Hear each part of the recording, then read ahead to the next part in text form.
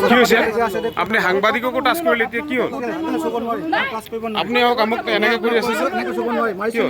মইতো আপোনাক পৰিচয় দিছোঁ আপুনি আঙুলিটোৱাই কৈ আছে মই সাংবাদিক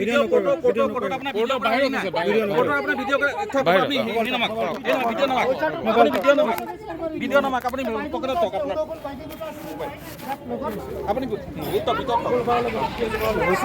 মোবাইল কিয় কাঢ়িছে মোবাইল কিয় কাঢ়িছে সমস্যা কি হৈছে কথাটো